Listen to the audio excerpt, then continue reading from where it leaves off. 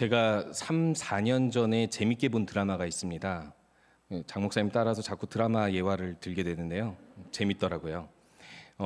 멜로가 체질이라는 드라마인데 로맨스 코미디입니다. 로맨스인데 코미디로 진행한다는 거죠. 근데 거기서 이제 그 방송 작가와 감독 그런 이야기들 다루고 있는데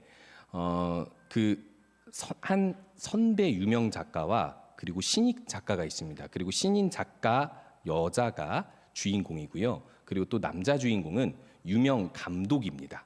이 유명 감독은 이 감독이 이미 유명해져서 많은 작가들이 이 감독과 함께 작업을 하려고 하고 있었고, 이 선배 작가는 이 감독과 미팅을 해서 같이 어떤 일을 이루려 하고 있던 때였습니다. 그리고 이 선배 작가는 이 신인 작가한테 당연히 수많은 잔소리를 늘어놓는 캐릭터로 나오고 있었죠. 그런데 이 신인 작가가 유명 감독을 만나는 그 미팅 자리에서 한눈에 반하게 됩니다. 근데 그 첫눈에 반하는 행동이 있어요. 혹시 여러분들, 우리 여기 앉아 계신 분들도 다 이렇게 그 시대가 있었는지 모르겠는데요. 이게 로맨스 코미디라 그런지 슬로우 모션으로 보여줄 만한 장면이 아닌데 첫눈에 반하는 장면을 너무 느린 장면으로 멋있게 보여주고 있습니다. 그게 뭐냐면 이겁니다.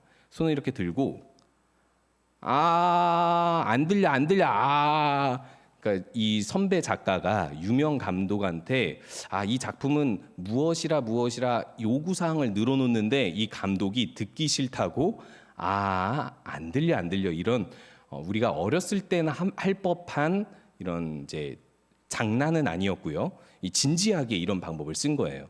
그래서 제가 그것을 보면서 너무 재밌기도 했는데 문득 떠오른 게 있었어요. 왜 안 듣고 싶으면 귀만 막으면 되지. 그냥 안 듣겠다고 말하면 되지. 왜 소리를 내면서 안 들으려고 했을까? 어린 시절 기억해봤습니다. 저도 되게 많이 사용했던 스킬이었거든요. 그래서 보통 우리들은 반사 많이 썼습니다.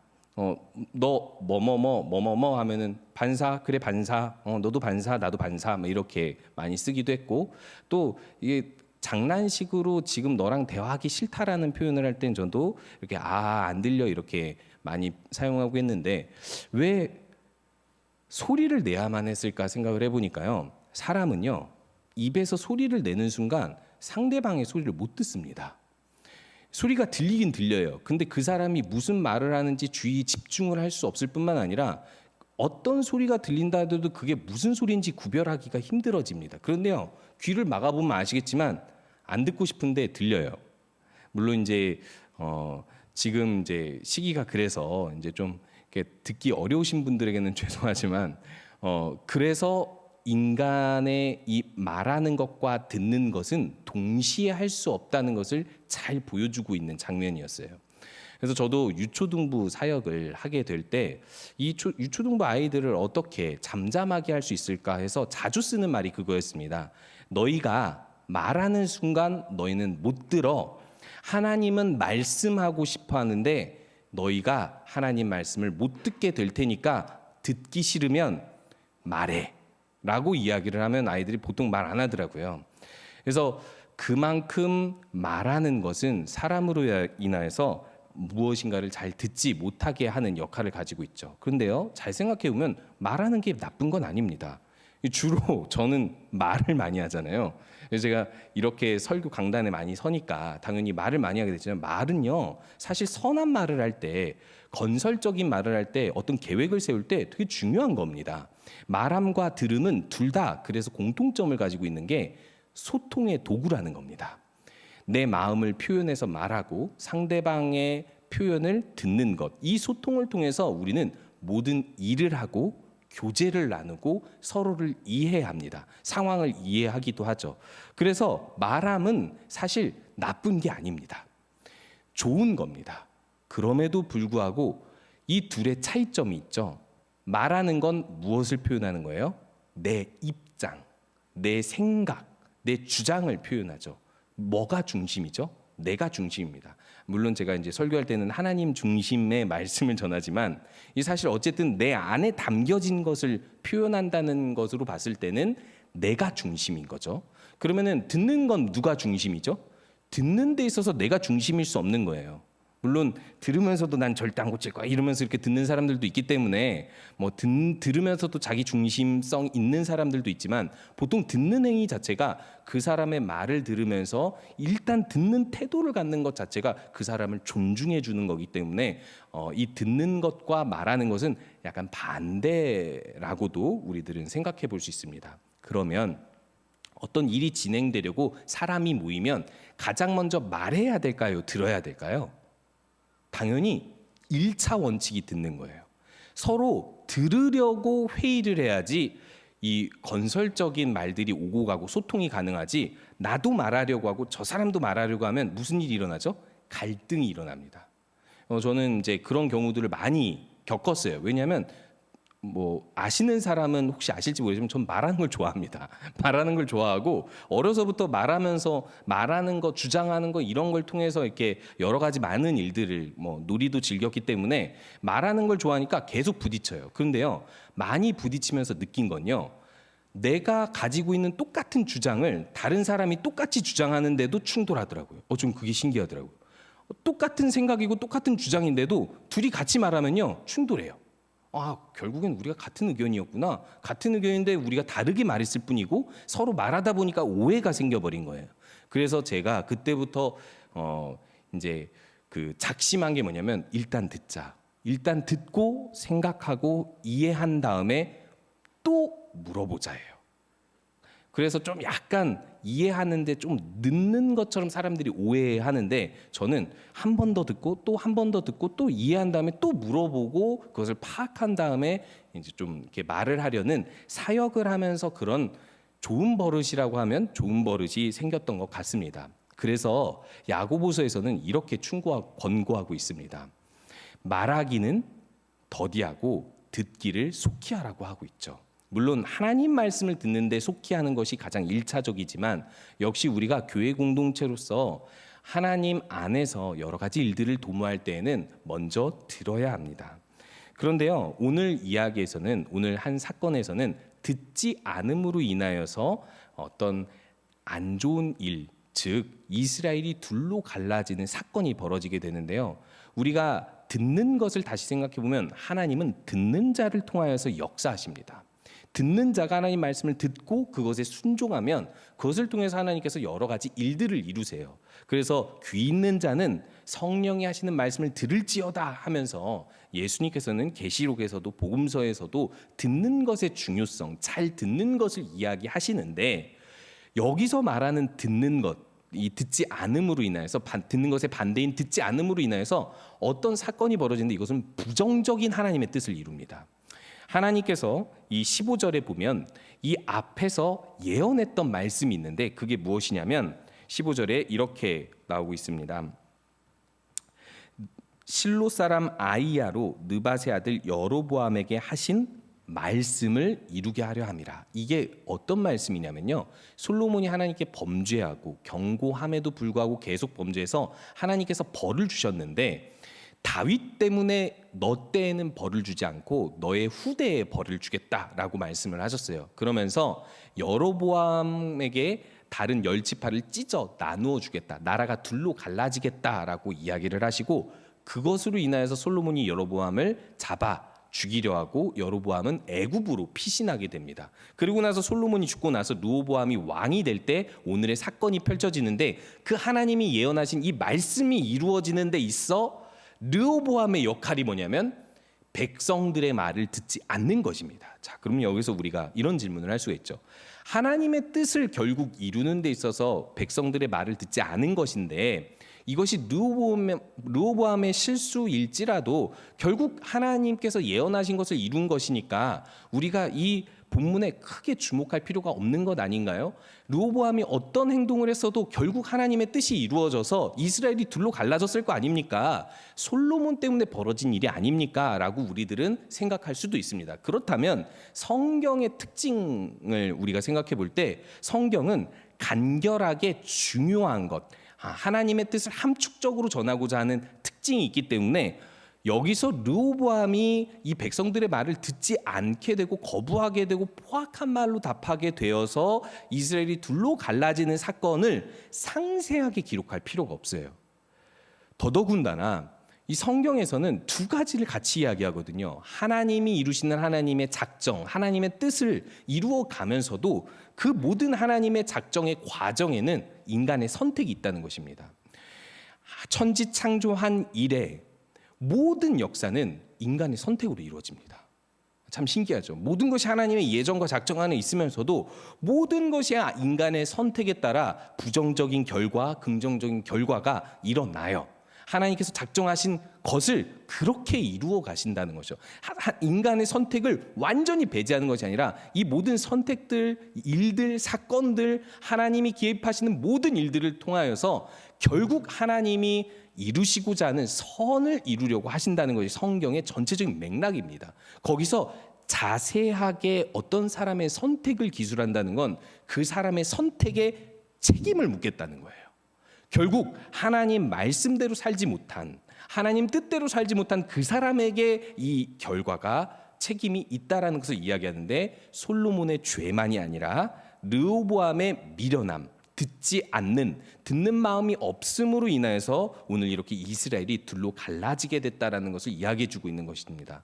혹시 이스라엘이 둘로 갈라지는 것이 심각한 문제가 아니라고 생각할 수 있는 분들이 있을 수 있기 때문에 잠깐 설명하자면, 너무나도 당연하게 이 당시에는 나라가 크고 군사가 많을수록 국력이 강했습니다. 전쟁 시대니까요. 더더군다나 남쪽과 북쪽의 지방은 경제적으로나 정치적으로나 그리고 지리 환경적으로 여러 가지 많이 다른 부분들이 있었기 때문에 그것을 통합하여 통일왕국으로 이룰수록 그 국가는 번영할 수밖에 없어요. 경제적으로나 정치적으로나 군사적으로 번영하고 그리고 그 영토가 확장될 수밖에 없겠죠. 그런데 이 둘로 갈라진다는 건 이 영토가 점점 줄어들 수 있고 그리고 국력이 약해진다는 것을 이야기하는데, 참 재밌게도 열왕기의 이야기는 그렇게 흘러갑니다. 다윗, 솔로몬 이후 이 이스라엘이 둘로 갈라지면서 점점 이들이 쇠퇴하기 시작하는데, 물론 우상 숭배로 인한 결과이기도 하지만 결국 이스라엘이 둘로 갈라짐은 이스라엘이 나중에 멸망하는데 한몫하게 되는 것이죠. 그렇기 때문에 듣지 않는 이 르호보암의 선택은 하나님 나라를 쇠퇴하게 만드는 선택이었기 때문에 우리 또한 명심하여서 반면교사로 삼아야 됩니다. 우리 마음속에 듣는 마음이 없는 것은 아닌지, 듣는 마음이 없어 하나님의 선한 뜻을 이루지 못하는 것은 아닌지를 우리가 한번 살펴봐야만 하겠습니다. 오늘 이야기는 1절에서부터 시작되는데요. 세겜에 르호보암을 온 이스라엘 지파가 모여서 초청합니다. 초청하고 나서 이렇게 이야기하고 있죠. 그를 왕으로 삼고자 하여라고 이야기합니다. 왕으로 삼기 싫어서 어떤 거래를 하려고 했다는 것이 아니라 왕으로 삼고자 하는 목적으로 세겜에 이 열 지파가 주로 활동하는 세겜에 르호보암을 불러왔다는 거예요. 왕으로 등극시키기 위해서. 그런데요, 단순히 왕으로 그냥 인정해 주는 것이 아니라 어떤 조건부로 협상하고자 함이 있었기 때문에 이곳에 부른 것이고요. 그리고 이들이 또 한 사람을 더 부릅니다. 누굴 부르죠? 솔로몬 때에 피신했었던 여로보암을 부릅니다. 과연 솔로몬이 받은 그 예언을 알았기 때문인지 몰랐기 때문인지 몰라도 어쨌든 여로보암이 애굽에서 피신해 있었지만 이들에게 있어서는 솔로몬 이후에 솔로몬 시대에 좋은 감독관으로 유명했던 여로보암을 불러내서 협상하는 것은 자신들에게 가장 큰 이득이라고 생각했겠죠. 아마도 이것은 여로보암을 왕으로 삼기 위함이 아니라 이들은 르호보암을 왕으로 삼되 여로보암을 통하여서 더 좋은 협상을 하기 위해서 불러왔던 것으로 보여집니다. 그래서 결국 무리가 사람을 보내 그를 불렀고 이제 이 르호보암에게 이 열 지파의 요구를 말하게 되는데, 그 요구가 4절에서 나옵니다. 왕의 아버지가 우리의 멍에를 무겁게 하였으나 왕은 이제 왕의 아버지가 우리에게 시킨 고역과 매운 무거운 멍에를 가볍게 하소서. 그리하시면 우리가 왕을 섬기겠나이다. 조건부죠. 왕으로 섬겨주겠는데 조건이 있다. 솔로몬이 우리에게 지운 그 무거운 멍에, 그 아주 많은 노동을 가볍게 적게 줄여달라는 것입니다. 이렇게 되면 무슨 일이 벌어질까요? 너무나도 간단합니다. 솔로몬이 구축한 체계가 있겠죠. 그리고 그 나라는 번영했습니다. 일이 많으면 많을수록 생산은 많아지죠. 이 모든 무역과 생산의 이 원리들을 노동을 줄이면 어떻게 돼요? 국력, 경제적으로 당연히 줄어드는 건 너무나 간단한 이야기예요. 근데 왜 백성들은 이것을 요구하고 있을까요? 자기들이 이 경제적 번영을 누렸는데 이 번영보다 중요한 게 일상의 삶인 거죠. 이 삶이 너무 고단하니까 이렇게 가다가는 너무 지쳐서 오히려 나중에는 탈진할 수 있는 결과에 이르겠다라고 예측을 했겠죠. 그런데 또 한 가지 이유가 있습니다. 우리가 거꾸로 생각해 보면 이 요구를 솔로몬에게 이 백성들이 했을까요? 이 열지파 백성들이 솔로몬에게 이 요구를 했을까요? 어떻게 생각하시죠? 이 요구를 한 기록은 없습니다. 그리고 솔로몬의 시대는요, 이보다 더한 멍에를 지고 많은 노동을 통해서 엄청난 세금을 금 666세겔을 걷어들였다고 하죠. 엄청난 세금을 걷어들여. 그것이 자발적인지 비자발적인지 몰라도 어찌됐든 번성함과 동시에 백성들은 좀 힘들었다는 건 사실인데 아무도 솔로몬에게 반론을 제기하지 않았습니다. 왜 그랬을까요? 솔로몬이랑 말해서 이길 사람이 누가 있겠어요? 누군가는 이렇게 생각할 수 있겠습니다. 지혜의 왕이니까요.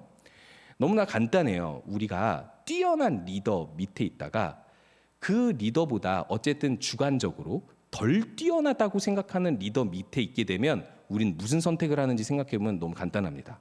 그 뛰어난 리더는 뛰어났기 때문에 그걸 인정해서 내가 어떤 수고나 노동 그리고 어떤 희생을 감수해 줄 수 있는 거예요. 이 값어치를 그만큼 감수해 줄 수 있는데 딱 보니까 내가 생각한 값어치가 안 나오게 생기면 어떻게 하죠? 아주 일을 줄여주시죠.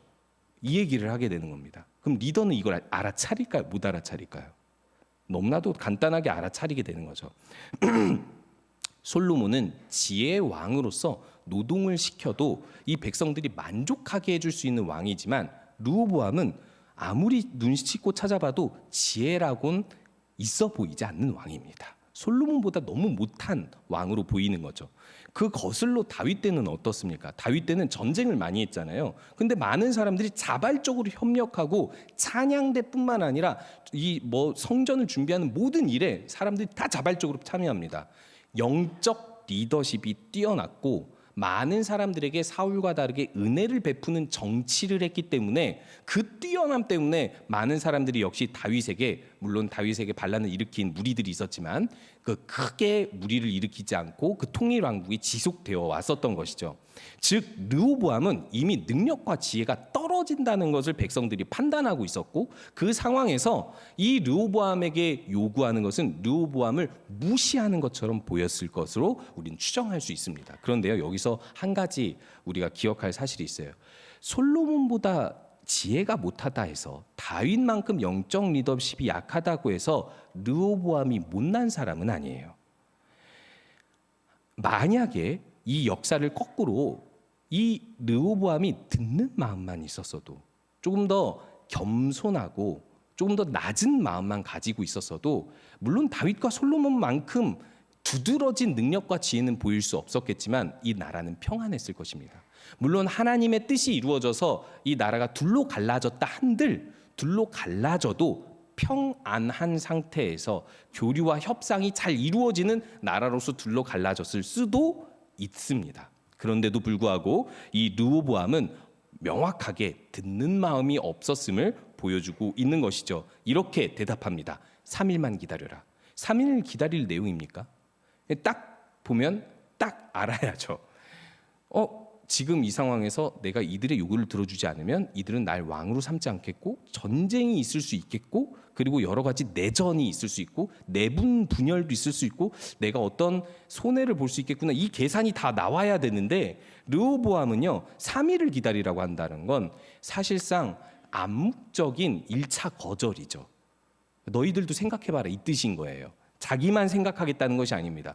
누가 봐도 르호보암이 어떤 왕으로서 정치적 묘수를 꾀하려 한다는 것을 알 수 있는 것이죠. 이 3일 동안 르호보암은 그래서 누구를 찾아가냐면 솔로몬과 함께 일했던 신하들을 찾아갑니다. 여러분, 솔로몬과 함께 일했던 신하들을 왜 찾아갔을까요? 솔로몬과 함께 일했던 신하들은 솔로몬의 지혜를 배워왔고 봐왔을 테니까 이 이유도 되겠지만 또 한 가지가 이유가 있습니다. 만약 르호보암이 여기서 이 신하들의 결정대로 움직이려고 했다면 이 신하들을 그렇게 신뢰했다면 이 신하들이 자문을 들었을 거란 말이에요. 근데 이 자문을 버리는 결과를 봤을 때 이 르호보암은요, 이 신하들의 자문을 청한 이유가 다른 목적이 있었던 거예요. 무슨 목적이냐면 무거운 멍에를 가볍게 하지 않고 자기의 위신을 깎아내리지 않고 솔로몬의 시대를 유지할 수 있는 방법을 찾아내려고 한 거죠. 솔로몬 때 무거운 멍에를 지는 그 정치적 리더십으로 이 신하들이 계속 일해 왔잖아요. 그러니까 뭘 물어보고 싶었겠어요? 너희들이 어떻게 대답하면 좋겠느냐라는 것은 어떻게 대답하면 솔로몬 때와 전혀 손색 없는 이 정치적 리더십을 가질 수 있겠느냐를 물어보려고 했었던 것이죠. 그런데 이 노인들의 자문은 전혀 반대로 대답을 해버립니다. 이렇게 하면 이 무거운 멍에를 계속 지속시키면서 경제적 번영과 여러 가지 우리 이 국가적 생산력을 높일 수 있습니다. 이렇게 얘기하지 않고요. 뭐라고 이야기하냐면 7절에서 이렇게 얘기하고 있습니다. 왕이 만일 오늘 이 백성을 섬기는 자가 되어 그들을 섬기고 좋은 말로 대답하여 이르시면 그들이 영원히 왕의 종이 되리다. 이거 좀 이상한 말이죠. 왜 이상한 말이냐면 르호보암은 지금 마음이 상했어요.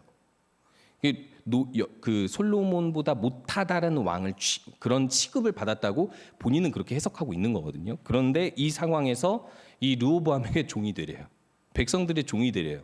물론 옛날의 왕정 시대에도 왕은 백성을 위해 있었습니다. 그런 어떤 사고를 모두가 가지고 있었겠죠. 하지만 왕의 권위는 우리가 지금 가지고 있는 민주적 권위보다 훨씬 더 높은 권위거든요. 그런데 이 왕의 권위를 내려놓고 섬기는 종이 되라? 그러면 바로 르호보암이 이 신하들에 대해서 어떤 생각을 할 수 있었냐면 너희들 솔로몬 때는 그런 신하였어? 솔로몬 때도 솔로몬에게 그런 충고했니? 라고 속으로 생각했겠죠. 그걸 충분히 예상할 수 있습니다. 이 르호보암의 심기를 2차로 건드린 거예요.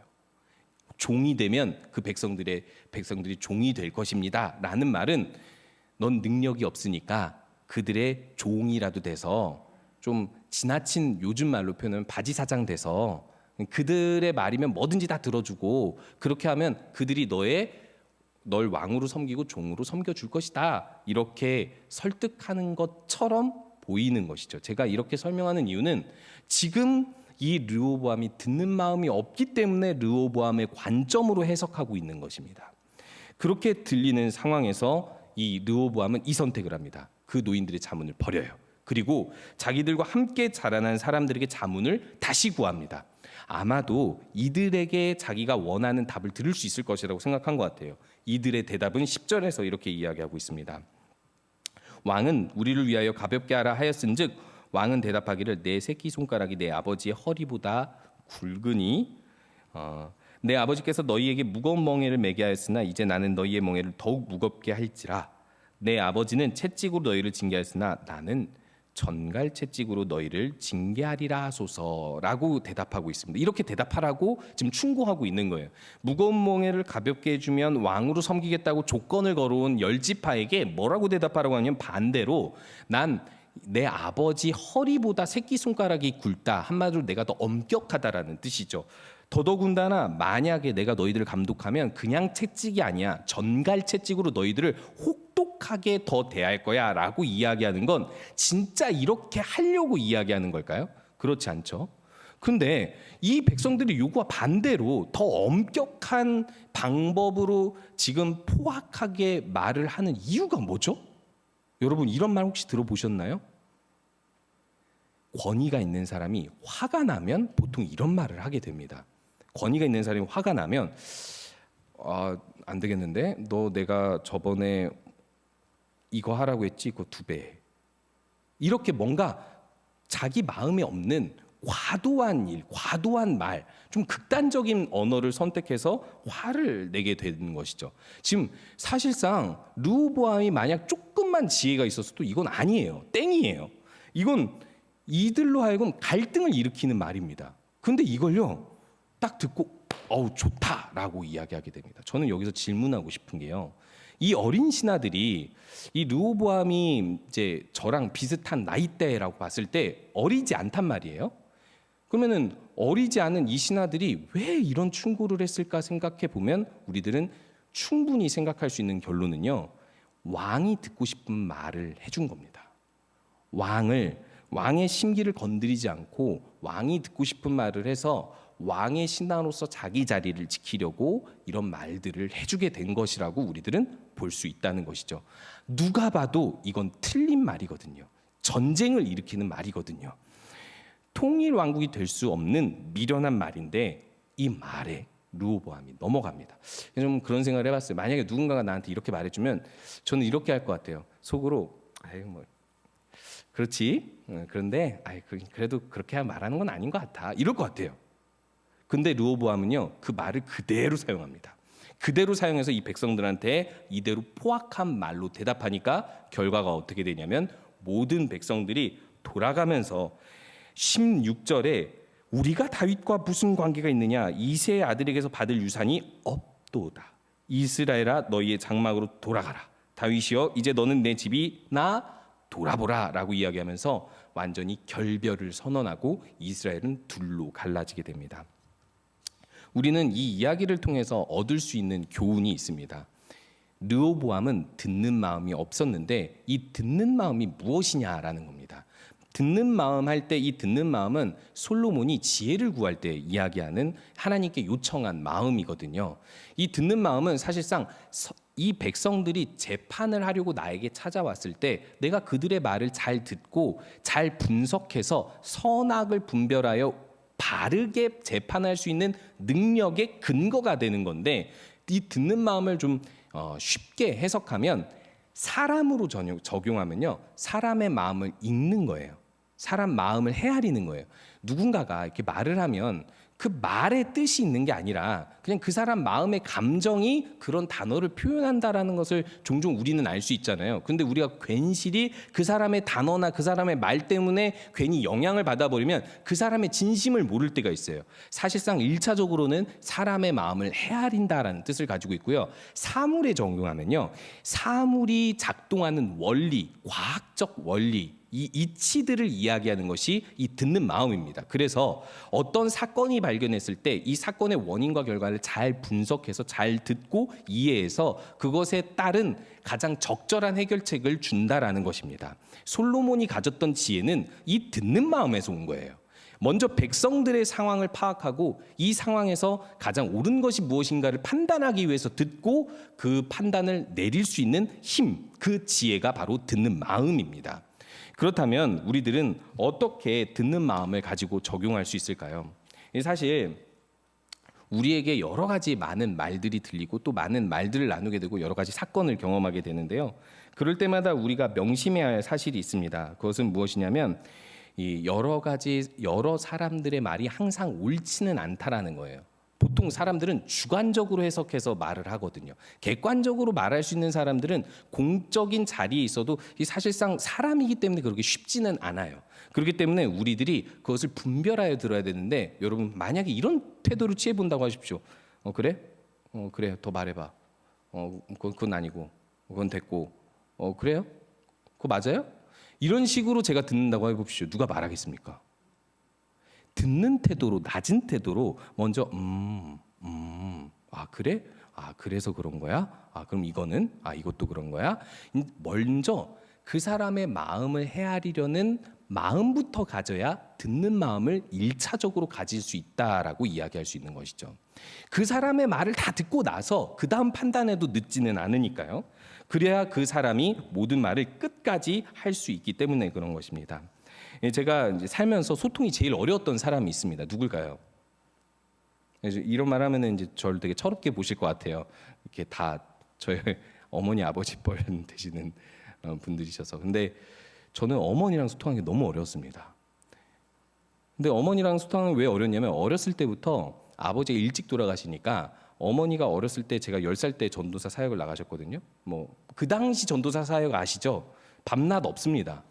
저희 어머니 얼굴을 거의 제가 20살 때까지 10년 동안 거의 못 봤다고 보시면 돼요. 그러니까 못 봤다는 아니고 잠잘 때 보고 아침에 못 보고 이 정도라고 보시면 돼요. 그럼 10살 때부터 20살까지 저는 누구한테 컸을까요? 그냥 저 혼자 컸어요. 그러니까 물론 어머니께서 이렇게 이 교회에 있는 성미라든지 김치 이런 거 다 이렇게 가져다 주시고 집사님 권사님들이 주시는 막 반찬도 갖다 주시고 그러니까 그런 걸 먹고 다 어머니의 그 은혜 아래에서 컸지만 누군가가 저를 양육하고 교육해 주진 않는 거예요. 그냥 저는 그냥 골목대장하면서 자랐습니다. 교회에서 혹은 교회 생활하면서 그냥 그렇게 자랐어요. 그러다 보니까 어머니 마음을 몰라요. 저는 그 어머니 마음을 내가 모른다라는 걸 되게 늦게 알았습니다. 20살 때부터 이제 어머니와 함께 이제 사택에 살게 되면서 이제 자주 부딪히게 됐는데 대화를 할 때마다 소통이 안 되는 거예요. 근데 이야기가 다 지나고 나서 저는 꼭 화해를 해야 되거든요, 어머니랑. 꼭 화해를 해야 된다는 말이 좀 이상하게 들릴 수 있지만 저는 이렇게 어머니 제가 잘못했습니다, 순종하겠습니다 이러는 스타일은 아니라서 어머니와 엄마 좀 이래서 이런데 어떻게 뭐 제가 잘못한 것 같아요 하면서 이렇게 말로 이렇게 풀어가는 성향인데, 그러면서 깨달은 게 뭐냐면 그냥 엄마 마음만 알았으면 해결될 일이었던 거예요.